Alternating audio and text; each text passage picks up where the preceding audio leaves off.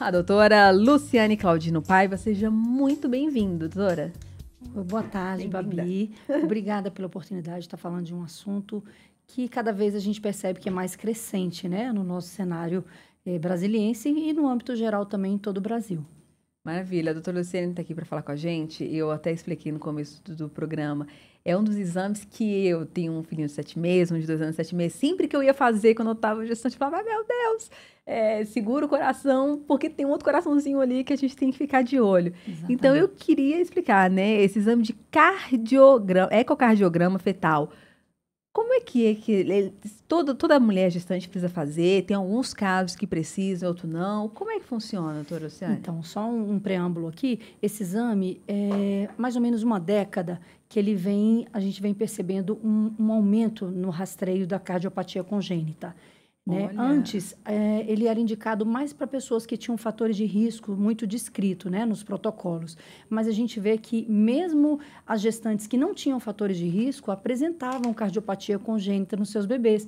E era uma surpresa muito desagradável. Quando já estava findando a gestação, você percebia que o coraçãozinho não estava de uma maneira adequada nos exames rotineiros. Ou, pior ainda, quando esse bebê nascia e não tinha o diagnóstico e era todo aquela para tentar descobrir, aquela complicação, né, pós-natal, exatamente. E você falou, né, antigamente passava só para que grupo de risco? Grupo de risco. Que grupo de risco? Então, vamos lá. Não que deixe de existir esse grupo de risco, mas hoje a gente ampliou mais esse rastreio, desde pacientes com fatores de risco até uma gestação normal. Precisa ser feito o ecocardiograma do bebê, né? Então, gestantes que tenham cardiopatia, uma adulta que teve cardiopatia congênita, nasceu com problema cardíaco, ou o genitor também, pai e mãe com cardiopatia, precisa rastrear o bebê. Uma mulher que tenha um filho anterior com cardiopatia, ela precisa rastrear na sua prole como um todo. Em todas as gestações subsequentes, ela vai ter que rastrear, né? Gestantes que façam uso de medicações para algum distúrbio neurológico, precisa estar avaliando. Nossa. Gestante que, por algum motivo, inadvertidamente, estava usando, por exemplo, o Roacutan e engravidou. Essa paciente tem indicação absoluta de fazer o rastreio, né? Gestantes com doença autoimune, lúpus, por exemplo, precisa ser submetida ao ecocardiograma fetal, entendeu? A diabetes. São tantos fatores diferentes que é melhor realmente ser um padrão. Exatamente. E uma coisa que amplia muito o nosso rastreio é a diabetes, seja ela diabetes tipo 1 ou aquela diabetes desenvolvida na gestação. Ela também tem uma característica de poder, ela pode deixar o músculo cardíaco mais espessado, mais hipertrófico. Então, a gestante que cursa com diabetes, seja ela primária, né, aquela diabetes tipo 1 ou a diabetes gestacional, tem indicação de fazer avaliação do coração do bebê. Eu lembro na minha época, assim, primeiro eu já seria um pouco de grupo de risco, que eu engravidei, que eles chamam de grávida geriátrica, que eu tenho mais de 35 anos que eu engravidei, e sei lá, já é um fator pra gente dar um check-up, olhar tudo bonitinho, exatamente. Assim. E aí eu lembro que eu também tive Covid no começo da gravidez. A Covid também é um fator? Sim. Pegando mais uma vez o gancho. Por N motivos, hoje a gente engravida mais tarde um pouquinho, sobretudo a característica profissional, né, que nos impede de engravidar ali mais jovem. Então, a gestação é mais tardia, a gemelaridade e uma coisa muito presente hoje no nosso dia a dia, que é a fertilização in vitro. Esses são critérios também para a gente estar rastreando o bebê. Gemelaridade, gestação mais tardia e a gestação in vitro, tá? Que é a fertilização in vitro. E esse ecocardiograma fetal, ele tem um período certo para fazer durante a gravidez? O ideal é que esse exame seja feito de 26 até 32 semanas, porque é um período que a gente chama de janela ecocardiográfica mais adequada, que o bebê está num tamanho melhor para que a gente consiga ver, né? Porque quando ele está muito grande, aí já tem mais tecido adiposo, líquido, então isso interfere. Nem tão novinho, nem tão tardio, então de 26 a 32. Com exceção de bebês que, ali no segundo morfológico, que você também deve ter feito ali com 20 semanas, o médico ultrassonografista viu uma malformação, aí se ele percebeu alguma alteração em qualquer parte do corpo do bebê, ou até mesmo no coração, ele manda um pouquinho antes pra gente. Isso. Porque semana que vem você vai ver, tem uma ou duas cardiopatias que a gente pode intervir ainda intraútero. Então, se a gente percebe ali no período ideal, ainda intraútero a gente pode intervir. E o doutor Maurício vai estar falando isso semana que vem.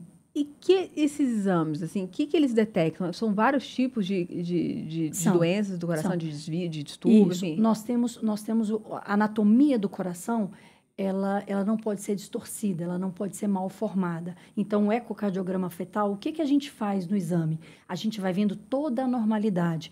Quantas cavidades são? São 4. Se os septos estão fechadinhos, se as válvulas abrem e fecham de maneira adequada, se a aorta e a pulmonar estão em posição adequadas, se faz algum movimento que é importante para a gente, o cruzamento dos vasos, se a minha aorta, que é o grande vaso do corpo do bebê, se ela está toda bem formadinha. Então, são todas essas características de normalidade, a gente tem que fazer como se fosse brifando. Presente, presente, presente. Uma vez que a gente não percebe essa normalidade, nós vamos em busca da doença. E aí, quando a gente faz o diagnóstico das cardiopatias, só tem um ventrículo, a válvula que era para abrir não está abrindo, ela está imperfurada. Então, são essas... Aí a gente vai dando nome para essas alterações, que são os nomes das doenças. E, desculpa a ignorância, é comum ter... Por incrível que pareça, hoje nós temos uma média de 3 milhões de bebês por ano que nascem no país. E quanto disso pode representar, né? Então, nós temos a apresentação de 1%. Então, daria em torno de 29 a 30 mil nascidos com cardiopatia. 1% é muita coisa. Assim, a pessoa acha, 1%. Gente, 1%. Isso. Para o nosso número de nascidos. Imagina, de cada 100. Cada 100. Aí, desses 30 mil nascidos com cardiopatia, 19 mil seriam submetidos à cirurgia ao nascimento, no primeiro ano de vida ou numa fase mais tardia. O que mais nos preocupa é aquele bebê que precisa de suporte logo após o nascimento. Esse bebê não pode nascer em qualquer lugar. Onde ele tem que nascer, doutora? Numa UTI, por exemplo? O bebê, por exemplo, tem cardiopatia que precisa de um canalzinho aberto, a hipoplasia, a transposição, são cardiopatias, a atresia pulmonar. Esses são bebês que precisam nascer em unidades que tenham todos os níveis de atenção. Entendeu? Então, eu tenho que ter um UTI neonatal, eu tenho que ter um serviço de hemodinâmica.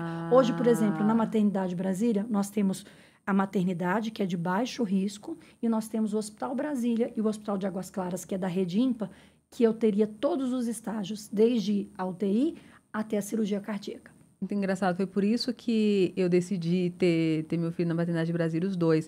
Eu falei, gente, se der alguma coisa ruim, todo mundo lá, sabe, só lida com isso, assim, só lida com criança e tem todos os níveis de assistência. E a Maternidade Brasília, desculpa te interromper. Não, que isso. A Maternidade Brasília hoje é pioneiro, né? Eu trabalho em outros serviços, mas a Maternidade Brasília, a rede, né, de assistência da Maternidade Brasília, é o único serviço que a gente tem desde o diagnóstico ao nascimento, a cirurgia ou o cateterismo e até a alta hospitalar. A gente consegue dar assistência desde o momento em que a gente fala para um pai e para uma mãe, o seu bebê tem uma condição especial no coração, ele vai precisar disso, disso e disso.